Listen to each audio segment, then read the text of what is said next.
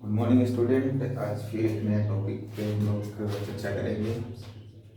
तीनों अवस्था में पदार्थ का अंतरा रूपांतरण देखेंगे हम लोग। ठीक है, हमने पिछले क्लास में जो पढ़ा था पदार्थ की तीन अवस्था होती है, ठोस, द्रव और गैस।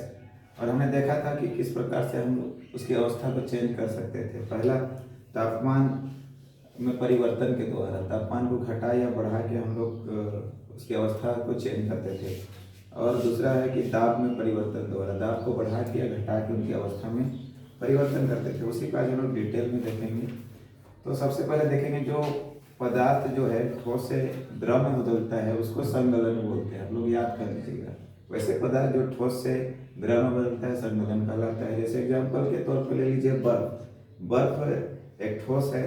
जब इसको जब कुछ टेम्परेचर में छोड़ दिया जाता है तो ये धीरे धीरे किसमें बदल जाता है, द्रव में बदल जाता है। ठीक है, इसको बोलते हैं संगलन। या दूसरा, इस द्रव को जब हम लोग फ्रिज में रखते हैं, इस द्रव को या पानी को जब फ्रिज में रखते हैं तो वो किस में वापस बदल जाता है, ठोस में बदल जाता है। ठीक है, इसको बोलते हैं जमना बोलते हैं, ये याद रखिएगा। दूसरा है द्रव से जो गैस में बदलता है उसको वाष्पीकरण बोलते हैं। जैसे मान लीजिए द्रव अर्थात पानी है, इसको गर्म कर रही है, खोलने के पश्चात क्या होगा, गैस में बदल जाएगा। ठीक है ना। तो द्रव से गैस में बदलना वाष्पीकरण कहलाता है। ठीक है। और दूसरा है संघनन। संघनन क्या है, तो गैस से द्रव में बदल जाना संघनन कहलाता है। ठीक है, ये जो गैस है इसको फिर से हम संघनित कर देंगे तो वो संघनन कहलाता है। जैसे एग्जाम्पल के तौर पर आप लोग देखते हैं जो गांव में जो दारू वगैरह शराब वगैरह बनता है ना, महुआ का बनता है, तो कुछ यही प्रक्रिया के द्वारा ही बनता है, संघनन प्रक्रिया के द्वारा ही बनता है। सबसे पहले इस तरह का कुछ निचला जो कंटेनर होता है उसमें इस तरह से महुआ होते हैं, उसको गर्म किया जाता है तो यहाँ से भाप निकलता है, ऐसे भाप निकलता है यहाँ से। अब ये भाप जो है इसमें जो ऊपर बर्तन में जो रखा गया है उस बर्तन में पानी जो रखा गया है उससे क्या होता है, टकराती है वाष्प, और टकराने के बाद वो द्रव में बदल जाती है और यहाँ क्या हो जाती है, यहाँ पे संघनित हो जाती है। तो इस प्रकार हम लोग देख पाते हैं कि संघनन प्रक्रिया द्वारा इस प्रकार से शराब को बनाया जाता है।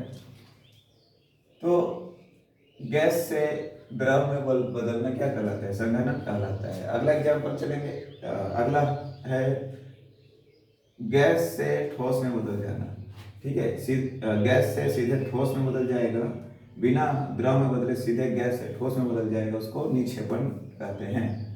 ठीक है। और दूसरा, अगर ठोस से गैस में बदल जाता है उसको उद्वातन बोलते हैं। जैसे मान लीजिए कपूर ले लेते हैं, कपूर।